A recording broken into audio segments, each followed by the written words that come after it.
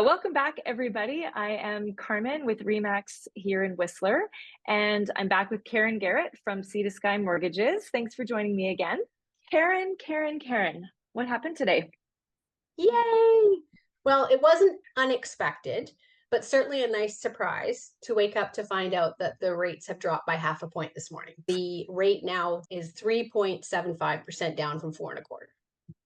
We have lost a significant chunk of interest since you and I first started talking. I think last year our meetings would have been very different. Yes, very depressing and quick. Very depressing. First of all, that's a significant chunk. Tell us a little bit about like why we would all of a sudden get a 0.5 drop. It's somewhat in line with the US that dropped in September for the first time in 4 years. Their inflation numbers were down and they dropped 0.5%. Interestingly, the US is actually recovering quicker than Canada is on our inflation numbers, and they're at 2.6, where we're at 1.6, depending on which index you look at. So we're kind of trying to sit in the between the 1 and the 3% inflation target rate, and the US is stronger than that. I don't predict that the US is going to continue to drop rates as steadily as Canada is.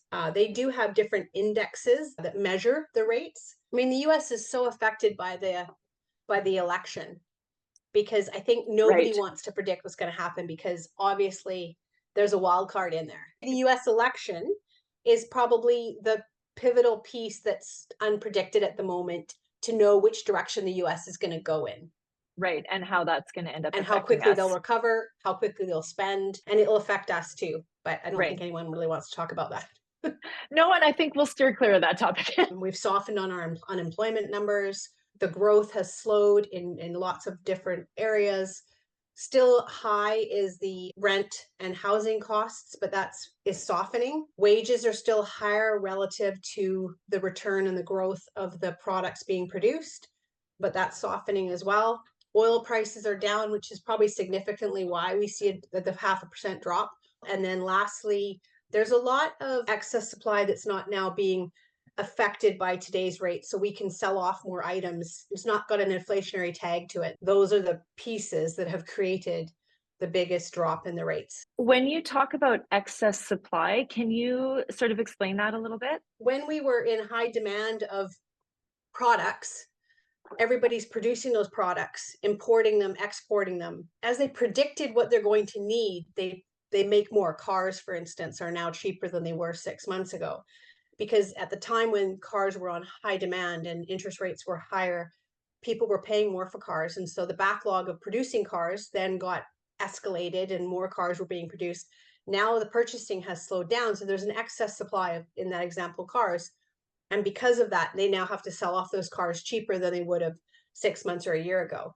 So if you add that to any kind of an industry in lumber and building supplies and any other kind of basket of goods, there's an excess supply of that now. Talking about trucks and lumber, like, okay, obviously I bought my truck at exactly the wrong time. There were weird times when we talked about the cost of a can of corn or something like that. Is there a chance then that we see a bit of a reduction in other daily expenses? Definitely clothing has also come down in price. Food prices are coming down and will continue to come down because now gas has come down significantly. The cost of bringing those goods to your home are cheaper, and that should funnel through to cheaper prices in groceries for people, which is a nice relief.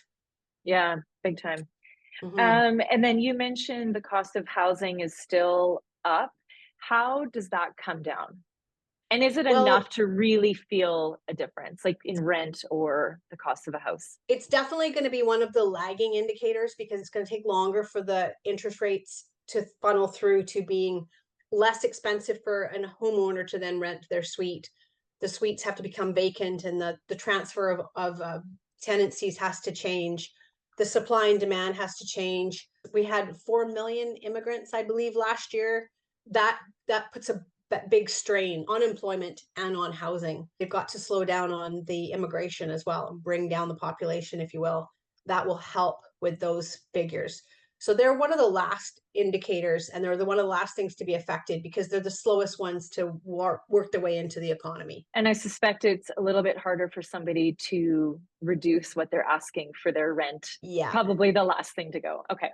But we Yeah. can breathe a sigh of relief a little bit with Hmm. gas, with food, with the things that we're having to buy. So that's good news. Yes. We've talked before about variable versus fixed mortgages. Variable was affected immediately today, right? I think even on mine, it already shows Hmm. because that's the first thing I looked at when I woke up. What's happening with over the next year, we are still expecting it to reduce. If if there's one increase in there, or is there a chance there's an increase in there, even though the overall reduction over 2025 is expected? Somebody with a variable, like at what point do you kind of make a change and fix it? We're not even worrying about that for another 12 months. The Bank of Canada meets again on December 11th, and we expect another quarter point there. No surprises, probably not a half, but definitely a quarter. Then into early 2025, we're going to see more rate drops. Toward the middle and end of 2025, at the moment, it sounds more like we're going to stabilize, which is to your question, we're not going to see rates increase, but we're going to see them probably unchanged in the Bank of Canada announcements. With the fixed rates, we know that that's not affected quite as quickly as the variable rates, but we are seeing some change. Can you talk about that a little bit more? We are getting around a 4% 3-year fix right now. So whereas we were over 5% 8 months ago. So the rates have slowed down and come down on the fixed side. Fixed rates are associated with the bond market. The bond market anticipates what the interest rates are doing in a long-term projection. So a year ago, the bond market was already anticipating that rates were going to come down. So often asked here is that when the Bank of Canada drops a rate today for 0.5%, what does that do to my fixed rate? Does it also drop? And it's not likely because it's already been embedded in the bond market returns a year ago. They're predicting that these rates are going to come down. And so there's not an immediate correlation between the fixed rates and the variable rates. Having said that, we have seen decline in fixed rates slowly. We were at over 5% 8 months ago, and we're now close to 4% or under 4% for our fixed rates. Across the board, there's not a lot of variation between the 3, 4, and 5. The 1 and the 2-year rates are still higher. I would say at the moment, stay variable. If you've ridden out and you've padded yourself with paying the interest rates higher when you were in the variable before, don't jump out of the variable just yet. Stay in the variable for a while. But probably by the beginning or first quarter of 2025, I would check back in to see what fixed rates are. I predict my opinion will be that 3 years will be 3.25, 3.5% fixed rates, and the 5-year will be probably in that same range. I think we're going to hit the low threes, possibly high twos by the trough of those rates sometime in 2025. I don't think it's going to be an immediate do it today, tomorrow the rates are changing, because our economy is not going to bounce back that quickly. But the scope will eventually start to go back up the other side. It's just how long that will be. Some are predicting into 2026 we're going to see stable economy and stable inflation numbers. So this could be riding out for a while. We've all just experienced crazy up rates in a really fast pace that we're not used to and has not been, it's unprecedented. We're not going to see that same climb again. So the fear of going, oh my goodness, I'm going to lose it because the rates are going to go up overnight. They're not going to do the same climb. Yeah, that's good to know. It feels a little calmer, It's a a little little bit more more stable. balanced. Yeah. Yeah. And then obviously for my purposes, talking about this could potentially affect our real estate market. I think there was a thought that that first time it started dropping that we would just have all these people like, yay, it's 0.25 Right. less, let's go buy a $4 million house. Obviously that didn't happen. Is there sort of a compounding now, like, okay, now we've had a pretty significant drop. I'm really curious to find out now, what have we got till December 11th? So like a month and a half. Will it now be, okay, we've seen drops, we're expecting more, we can breathe a little easier, and now we can get in and Whistler by Christmas. So maybe when we talk again on December 11th, we will have seen a shift in that. Yeah. Definitely anything, I think I have said this before on our meetings, anything that happens today can take up to 2 years to trickle into the economy and get to the bottom line user. So right now, it's going to boost confidence in your purchasing. I'm seeing more buyers reaching back out. For Mm. 6 months, it was crickets. I'm not looking, I'm not interested, it's too expensive, I can't afford it, don't want to buy. Now those people are coming back going, hey, I'm kind of looking at these properties. I'm more interested in checking back in. So the four drops has created, $16 for every 100,000. And that's happened now where we've had a significant change in your bottom line and spending. Again, it's probably not going to be to the point of shifting overnight, but where those conversations were 7 months ago or a year ago, where those sticker shock, payment shock for the people renewing are easing. And so Mm. those people that were renewing are renewing in under the benchmark rate that they would have qualified for when they first got in. And they're certainly back into reasonable rates. Anybody who thinks we're going to get down to the 1.5% needs to be adjusting their thought. But generally, we're in now a balanced economy. And as long as we can stay in this pocket without going into a recession, which we've avoided primarily, Mhm. then you're going to see the market start to pick up again, because people are going to have confidence that the next thing to happen is prices might go back up. So we want to get in before those prices change. And of course, supply and demand dictates the prices. So at the moment, I feel like there's a really good balance between what's out there to buy, the costs, and you are seeing people still with unrealistic expectations on listings. That happens, but that happens in Yeah. any economy. Yeah.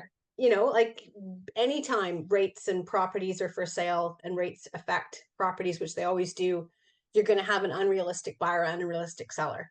But Yeah. as a It's general hard. sense, I see they're coming back. Yeah. It's hard to forget that a few years ago your neighbor sold for ABC and now you want to, and yeah, shifting your Yeah. mindset or emotional purchase or emotional pricing, which happens all the time. Yeah. And then the other part of that too, Carmen, is that at the moment and now going forward, there's less pressure to have to sell. Mm. So there's probably going to be more sellers holding out, because now 6 months ago they had to sell because they couldn't afford whatever they couldn't afford. They're now having that ease a little bit. And so potentially I think you're going to see properties sit on the market waiting for that price. And Yeah. then that will be driven by what people are willing to pay. And then that will be driven by what they can afford. Yeah, because we were wondering if we'd see a huge chunk of people selling because of that renewal panic or the cost of that renewal, Mm-hmm. or downsizing because they couldn't stick with their house. So yeah, it's nice to know too that people are living with hopefully a little less panic regardless of your current market. Absolutely. It's a Yeah. nicer place to be when it's balanced, for sure. Yeah. So December 11th, we'll chat Yes. again. We always say, oh, we're going to have nothing to talk about today, and then we talk for half an hour. Thank you Thank again. you. Have a great day, You're and welcome. we'll see you soon.